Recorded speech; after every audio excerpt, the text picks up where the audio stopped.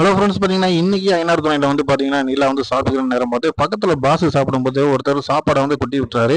அது அசைவம் அவர் மேலே பட்டனால ரொம்ப கோவப்பட்டு அவர் வந்து திட்ட ஆரம்பிக்கிறாரு. அந்த நேரம் பார்த்து நம்ம சோழன் வந்து என்ன பண்ணுறாருன்னு பார்த்தீங்கன்னா நிலாவுக்கு வந்து கால் பண்ணி ஆஃபீஸ் எப்படி போயிருக்குன்னு கேட்குறாரு. இவங்க ரெண்டு பேர் பேசிக்கிட்டு இருக்க டைமில் வந்து ஓனர் வந்து வேற ஒருத்தரை திட்டுறதை வந்து தப்பாக நினச்சிக்கிட்டாப்புல நம்ம சோழன் நிலாவட்டையும் திரும்ப திரும்ப அவர் திட்டுறாரு போல இருக்கு அப்படின்னு நினச்சி என்ன பண்ணிடுறாருன்னு பார்த்தீங்கன்னா நேர கார் எடுத்துகிட்டு நேர கம்பெனிக்குள்ளேயே வந்துடுறாரு. வந்தது மட்டும் இல்லாமல் பாஸை வந்து திட்ட ஆரம்பிச்சிடாரு.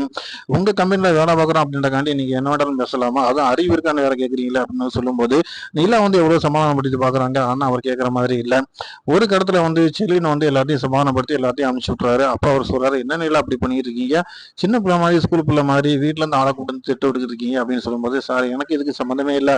இந்த மாதிரி பாஸ் ஒருத்தரை திட்டும் போது நான் வந்து ஒருத்தவங்கள்ட்ட அவர்கிட்ட பேசிக்கிட்டு இருந்தேன். அது வந்து ரெக்கார்டில் கேட்கறத பார்த்துட்டு அவர் வந்து என்னத்தையும் திட்டுறாரு தேவையில்லாம வந்து பேசிட்டாரு. இன்னும் இந்த தவறு வர அளவுக்கு நான் பார்த்துக்கிறேன், என்னை எல்லாரும் மன்னிச்சிருங்க அப்படின்னு சொல்லி சாரி கேட்டுறாங்க நிலா. வீட்டுக்கு வரும்போது வீட்டில் வந்து பல வந்து ரொம்ப டிராஃபிக்காக இருக்குது அப்படின்னு சொல்லி பேசிட்டு இருக்கும்போதே சேரன்ட்டு அதை பற்றி பேசிட்டு இருக்காங்க.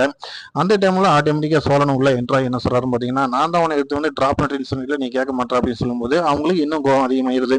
நீ தேவையில்லாம வந்து கம்பெனியில் வந்து எல்லாரையும் காட்டு கத்த போய் தான் இப்போ பிரச்சனை எனக்கு அதிகமாக இருக்குது. எல்லாரும் முன்னாடி நான் வந்து தடவுணிச்சு நிற்க வேண்டிய ஒரு சூழ்நிலை ஏற்பட்டுச்சு. இதெல்லாம் தேவைங்களா? கம்பெனியில் வந்து ஏதோ நேரம் கூட இருக்கும், அது என்னோட விஷயம். இந்த வேலையை சேருக்கு நான் எவ்வளோ முயற்சி பண்ணி நான் ஊர்லேருந்து வந்தேன், என்னால் வேலை செய்ய முடியல, எல்லாத்துக்கும் மொத்த காரணமாக நீங்களே வந்து நிற்கிறீங்க அப்படின்னு சொல்லி வாங்கி சத்தம் போடும்போது சோழனால பேசவே முடியல, ரொம்ப அப்செட் ஆகி போயிருக்காரு. அந்த நேரம் பார்த்தீங்கன்னா பாண்டியன் வந்து என்ன பண்ணாரு பார்த்தீங்கன்னா, நடந்த விஷயத்தை எல்லாத்தையுமே வந்து பல்லவன்ட்ட கேட்டு தெரிஞ்சுக்கும் போது இந்த மாதிரி வந்து இப்படி தப்பா அவர் வந்து நடந்துக்கிறாரு சோழன் அப்படின்றத தெரிஞ்சுக்கிட்டு சத்தம் போறாப்புல பாண்டியன், ஏன்டா அந்த மாதிரி பண்ணிட்டு இருக்க, உனக்கு அறிவே இல்லடா, ஒரு இடத்துல வேலை பார்க்குற இடத்துல போய் தேவையில்லாம வந்து நீ வந்து கிரியேட் பண்ணலாமா, நீ என்ன பெரிய ஹீரோவா அப்படின்னு பேசும்போது பாண்டியனுக்கு நம்ம சோழனுக்குமே வந்து கைகளை போய் போகுது. ஒரு இடத்துல வந்து வீட்டை விட்டு வெளியில ஓடியாரு. அங்கேயும் பார்த்தீங்கன்னா அதாவது சோழனோட வந்து அப்பா வந்து அவரும் வந்து சத்தம் போறாரு, ஏன்டா உனக்கு எல்லாம் தேவையாடா, அந்த பிள்ளை வந்து இந்த அளவுக்கு பேசுற அளவுக்கு நீ நடந்துக்கலாமா, ஒரு பொம்பளை பிள்ளைக்கு எது பிடிக்கும் எது பிடிக்கான்னு தெரிஞ்சு நீ பக்குவமா நடந்துக்கூடாதுதான்.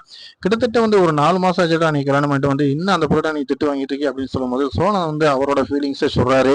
அந்த பிள்ளை மேல நான் உயிரா இருக்குது உங்களுக்கு யாருக்குமே தெரிய மாட்டேங்குது, ஆனா வந்து எல்லாருமே என்ன நீங்க திட்ட ஆரம்பிக்கிறீங்க, என் மனசுக்குள்ள எவ்வளவு பெயின் இருக்குன்னு உங்களுக்கு தெரியுமா அப்படின்னு சொல்லி அவரோட வேதனை அவர் சொல்றாரு. ஆனா இந்த பக்கம் யோசிச்சு பார்க்கும்போது சோழன் வந்து கம்பெனில போய் திட்ட ஆரம்பிச்சது வந்து தவறான விஷயம் தான். அது எல்லாரும் வீட்டுல இருக்கவங்க எல்லாருமே வந்து அது தவறு தான் அப்படின்றாங்க. நம்ம வந்து சேரனா இருக்கட்டும், நம்ம பல்லவனா இருக்கட்டும், பாண்டியனா இருக்கட்டும், எல்லாருமே வந்து நிலாவுக்கு சப்போர்ட்டா நிக்கிறாங்க. அந்த மனவேதனையில வந்து நம்ம சோழன் வந்து வீட்டை விட்டு வெளியில போற ஒரு சூழ்நிலை ஏற்படுது.